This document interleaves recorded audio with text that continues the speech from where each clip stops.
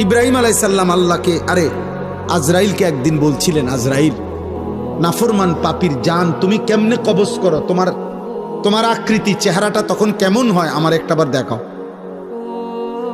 খোদার কসম, আজরাইল বলছে, ইব্রাহিম নবী, আল্লাহর দোহাই, আমনে আমার এটা দেখতে চাইেন না, আমনে পারতেন না সহ্য করতে। ইব্রাহিম আলাইহিস সালাম বললেন, না আমি দেখবই, তুমি আমারে দেখাও। তো হযরত ইব্রাহিম আলাইহিস সালামকে মালাকুল মউত আজরাইল বলল, হে নবী ইব্রাহিম, আমারে 30 সেকেন্ড সময় দেন, 1 মিনিট সময় দেন, আমি আপনার থেকে একটু আড়াল হব। আচ্ছা ঠিক আছে। একটু আড়াল হইয়াই 1 মিনিট বা 30 সেকেন্ড পরে আজরাইল আবার ফিরে আসছে ইব্রাহিম নবীর সামনে। আল্লাহর কসম, ওই নাফরমানের জন্য আজরাইলের যে আকৃতি আগুনে ভরা, সারা দেহে জাহান্নামের আগুন ধাউ ধাউ করে জ্বলতেছে, ওই চেহারা নিয়ে আজরাইল যখন ইব্রাহিম নবীর কাছে এসে দাঁড়াইছে, একটা চিৎকার দিয়া ইব্রাহিম নবী বেহুশ হয়ে গেছে। লম্বা সময় পরে যখন হুঁশ আসছে আজরাইলকে স্বাভাবিক সুরতে, তখন ইব্রাহিম নবী দেখে বলছে, মালাকুল মউত আজরাইল, কবরের কষ্ট, জাহান্নামের কষ্ট, হাসরের ময়দানের কষ্ট কোন নাফরমান পাপীর জন্য লাগবে না। তোমার এই বিভৎস আকৃতি দেখলে, তোমার এই বিভৎস চেহারা দেখলেই জান কবজের সময় কোন নাফরমানের 70 বছরের পাপের যন্ত্রণার জন্য এটাই যথেষ্ট,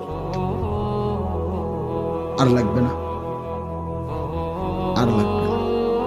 3 নাম্বার, নবী সাল্লাল্লাহু আলাইহি সাল্লামের হাদিসে আছে, আমি নিজে পড়ছি, আল্লাহ নবী সাল্লাল্লাহু আলাইহি সাল্লাম বলছে, কোন নাফরমান পাপীকে আল্লাহ তাআলা ফেরেশতাকে বলবে হাসরের ময়দানে, আল্লাহ বলবে, ওরে ওইখানেও নবী কথা বলছে যে 60 বছরে 70 বছরে যে কোনোদিন দুঃখ পায় নাই, আল্লাহ এরকম সুখের নাফরমান, ফেরেশতাকে বলবে, ওরে জাহান্নামের বাহিরটা একটাবার শুধু চারদিকে ঘুরাইয়া আনো, আর জাহান্নামের দরজা বরাবর বাহিরে তারে 1 মিনিটের জন্য 30 সেকেন্ডের জন্য দাঁড় করাইবা, এরপরে নিয়ে আসবা আমার কাছে।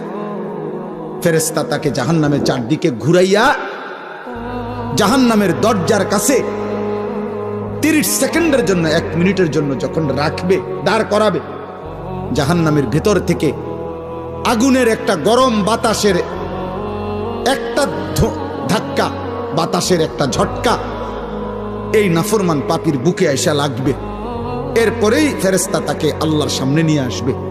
আল্লাহ তাআলা বলবে, আমার বান্দা, গত 70 বছর খুব সুখে এবং আরামেই কাটিয়েছ না?